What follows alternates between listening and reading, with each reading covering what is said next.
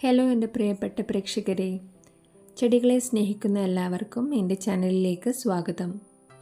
പ്രകൃതിയുടെ അത്ഭുത ലോകത്ത് നമ്മളെ വിസ്മയിപ്പിക്കുന്ന ഒട്ടനവധി സസ്യങ്ങളുണ്ട്. അവയിൽ ഏറ്റവും കൗതുകകരമായ ഒന്നാണ് ഇരപിടിയൻ സസ്യങ്ങൾ. ഇന്ന് നമ്മൾ പരിചയപ്പെടാൻ പോകുന്നത് അത്തരത്തിൽപ്പെട്ട ഒരു താരത്തെയാണ്, നെപ്പന്തസ് റാഫ്ലേസിയാന ഹൈബ്രിഡ്. നെപ്പന്തസ് റാഫ്ലേസിയാന ഒരു സാധാരണ സസ്യമല്ല. ഇത് സ്വന്തമായി ഇരകളെ പിടിച്ച് ഭക്ഷിക്കുന്ന ഒരു കാർണിവോറസ് പ്ലാന്റ് ആണ്. ഇതിൻ്റെ ഏറ്റവും വലിയ പ്രത്യേകത ഇതിൻ്റെ പിക്ചറുകൾ അഥവാ കുടങ്ങളാണ്. കാർണിവോറസ് പ്ലാന്റ് അല്ലെങ്കിൽ ഇരപിടിയൻ സസ്യം ചെറു പ്രാണികളെയും ചെറുജീവികളെയുമാണ് ഭക്ഷിക്കുന്നത്. നെപ്പന്തസ് ചെടികളുടെ പിക്ചറുകൾ വാസ്തവത്തിൽ ഇതിൻ്റെ പരിഷ്കരിച്ച ഇലകളാണ്. പ്രാണികളെ ആകർഷിക്കുന്നതിനായി ഇതിൻ്റെ വക്കുകളിൽ മധുരമുള്ള തേനുണ്ടാവും. കുടത്തിൻ്റെ ഉള്ളിൽ പ്രാണികളെ ദഹിപ്പിക്കാനുള്ള ദ്രാവകവും അടങ്ങിയിരിക്കുന്നു.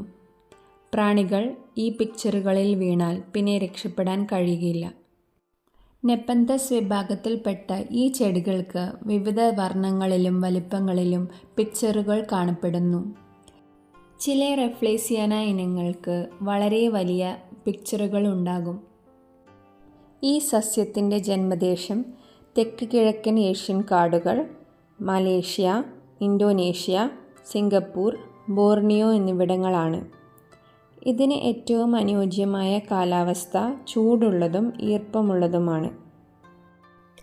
ഈ ചെടിക്ക് നല്ല പ്രകാശമുള്ള സ്ഥലം ആവശ്യമാണ്. എന്നാൽ നേരിട്ടുള്ള കഠിനമായ സൂര്യപ്രകാശം ഒഴിവാക്കണം.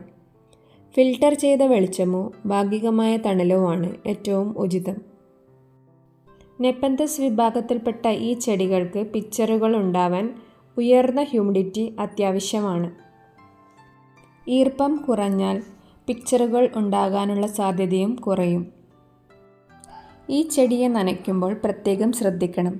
സാധാരണ പൈപ്പ് വെള്ളം ഇതിന് നല്ലതല്ല. ക്ലോറിനും മറ്റ് രാസവസ്തുക്കളുമില്ലാത്ത മഴവെള്ളം, RO വാട്ടർ അല്ലെങ്കിൽ ഡിസ്റ്റിൽഡ് വാട്ടർ എന്നിവയാണ് ഉത്തമം.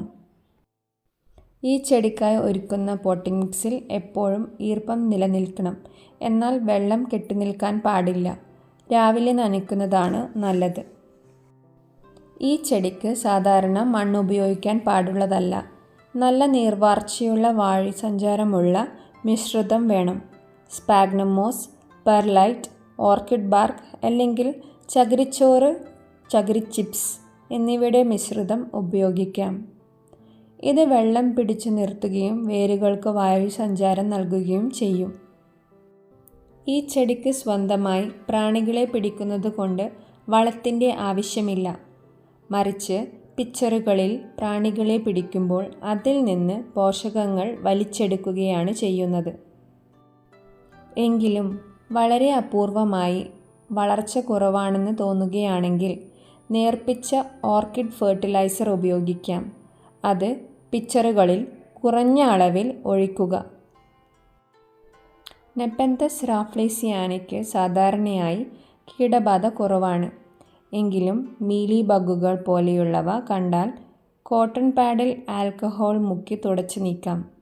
ഫംഗസ് ബാധ വരാതിരിക്കാൻ നല്ല വായുസഞ്ചാരം ഉറപ്പാക്കുക. ചിലയിനം നെപ്പന്തസുകളുടെ വലിയ പിക്ചറുകളിൽ എലികളും മറ്റ് ചെറിയ ജീവികളും അകപ്പെടാറുണ്ട്. പുതിയ പിക്ചറുകൾ രൂപപ്പെടുന്നത് കാണാൻ വളരെ രസകരമാണ്. ചെറിയ മൊട്ട് പോലെ തുടങ്ങി പതിയെ വലുതായി അവസാനം പൂർണ്ണമായി വിരിയുന്നത് കാണാൻ ഒരു അത്ഭുത കാഴ്ചയാണ്. ഈ സസ്യങ്ങൾ എല്ലാ നഴ്സറികളിലും ലഭ്യമല്ല. എങ്കിലും ഓൺലൈൻ പ്ലാന്റ് സ്റ്റോറുകളിൽ കാർണിവോറസ് പ്ലാന്റ്സ് വിൽക്കുന്ന പ്രത്യേക നഴ്സറികളിലും ഇവ ലഭ്യമാണ്. വാങ്ങുമ്പോൾ ആരോഗ്യവും കുടമുള്ളതുമായ ചെടികൾ തിരഞ്ഞെടുക്കുവാൻ ശ്രദ്ധിക്കുക. അപ്പോൾ നെപ്പന്തസ് റാഫ്ലേസിയാന എന്ന ഈ വിസ്മയ സസ്യത്തെക്കുറിച്ചുള്ള വിവരങ്ങൾ നിങ്ങൾക്ക് പ്രയോജനപ്പെട്ടുവെന്ന് കരുതുന്നു. ഈ സസ്യം നിങ്ങളുടെ വീട്ടുമുറ്റത്തും ഒരു വിസ്മയം സൃഷ്ടിക്കാൻ കഴിയും. ഇതിനൽപ്പം ശ്രദ്ധയും പരിചരണവും ആവശ്യമാണ്. പക്ഷേ അത് നൽകുന്ന സൗന്ദര്യവും കൗതുകവും വളരെ വലുതാണ്.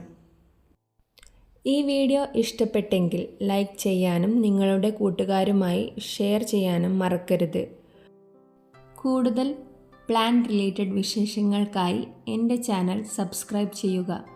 അടുത്ത വീഡിയോയിൽ കാണുന്നതുവരെ എല്ലാവർക്കും സന്തോഷകരമായ ദിവസങ്ങൾ ആശംസിക്കുന്നു. നന്ദി.